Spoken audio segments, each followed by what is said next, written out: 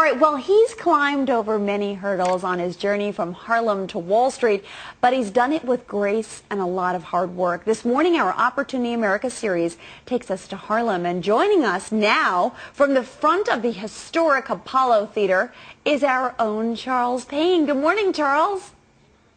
Good morning, Alexis. Yeah, I'm on 125th Street. This is the Mecca of Black America, and this is its shrine. Apollo Theater, world famous, as you mentioned. You know, I got to tell you, growing up here, not only was it great to come see shows here, but Percy Sutton was a business owner. He was a black businessman.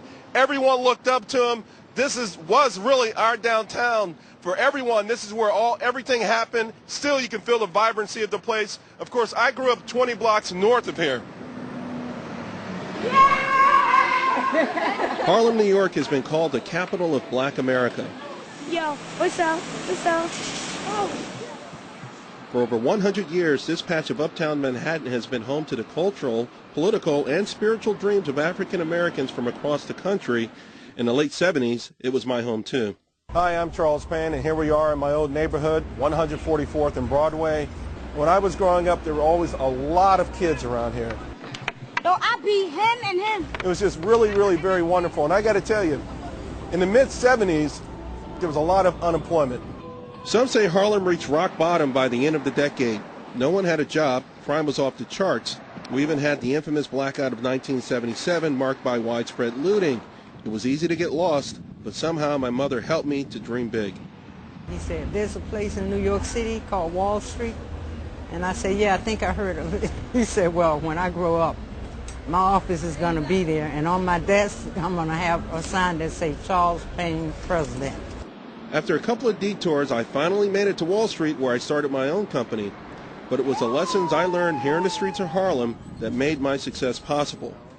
No one felt sorry for themselves. There was always a lot of joy and even a lot of optimism despite the overwhelming odds for most of the people here. Early on, I discovered hard work was the way out. He always worked and saved his own money and bought his school clothes for the next year. I had a whole series of jobs, and this was one of my favorite at the Hoover Brothers Butcher Shop. Taught me so much. He taught me how to count money, taught me about responsibility, taught me how to make great sausage. It was someone for me to look up to and to have a positive role model. When you grow up in this neighborhood, you're definitely going to have a certain fire in your belly. Now, a lot of it's going to manifest into anger. I was just lucky enough to sort of rechannel that anger into an intensity to be great.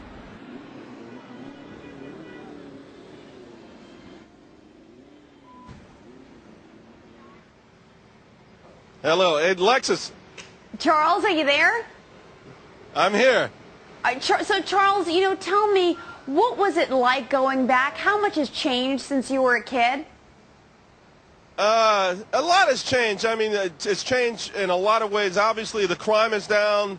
Opportunities are a lot more abundant than they were before. The demographics have certainly changed. Just standing out here this morning, the first people I saw were a couple of Japanese tourists, So a lot of things have certainly changed. But it is bittersweet, Alexis. I got to tell you, some people are still hurting real bad. Even the place I went to, the Hoover Brothers, I was heartbroken by the situation that he's in, and he was one of my role models. The building that I lived in after I came back from the Air Force in June was burned down. Everyone is out. I have relatives who live there. I have friends, longtime friends who live there. They're all living in shelters right now, so it's incredible. There's a phenomenal opportunity, but a lot of people are still being left behind. Wow, that is so sad to hear, Charles. Tell me about bringing your mom back there and some of those memories, because I know your mom is down south and she's so important to you. We talk about her a lot here when we're off camera. What was it like reliving those moments with her? It's tough to even talk about my mother. She did everything for us, Alexis, everything. Oh, Charles Payne, this is why we love you. This is what Charles Payne is like in real life every single day, talking about his mom and how important. And you are a great example of the American dream, Charles Payne, and we love you to death. Thank you. And we look forward to seeing you all day. We're going to be visiting Charles in Harlem throughout the entire day. And so I miss you this morning, but I'll keep talking to you throughout the morning. Okay, I see you. Thanks a lot. I miss you, too. All right, I'll see you in a little bit. All right, coming up.